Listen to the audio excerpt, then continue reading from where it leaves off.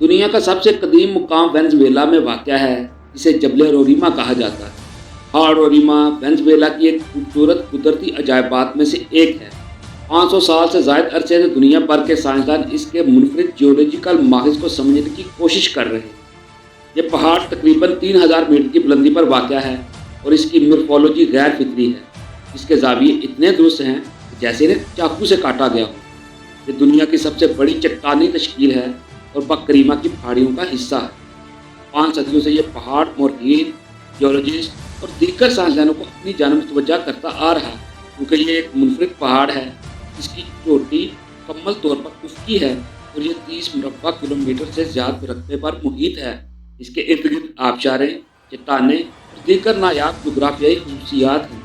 اس کو اس طرح دیکھا جائے کہ یہ بلند و بالا زمین میں ایک جزیرے کی مانند ہے۔ جبل روریما ایک وسیع اقسام کی مقامی نباتات اور جانوروں کا مسکن ہے۔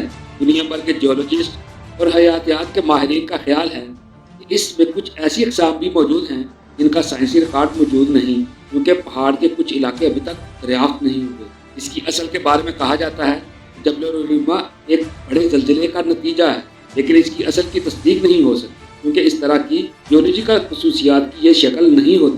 اس نے سائنسدانوں کو اس بات پر یقین کرنے پر مجبور کر دیا ہے کہ یہ زمین پر سب سے قدیم چٹانی تشکیل ہو سکتی ہے۔ دوستوں، مجھے امید ہے کہ آج کی یہ ویڈیو آپ کو پسند آئی ہوگی۔ میں ملوں گا آپ سے ایک نئی ویڈیو میں۔ اب تک کے لیے اپنا اور اس چینل کا ڈھیر سا خیال رکھیں۔ اللہ حافظ۔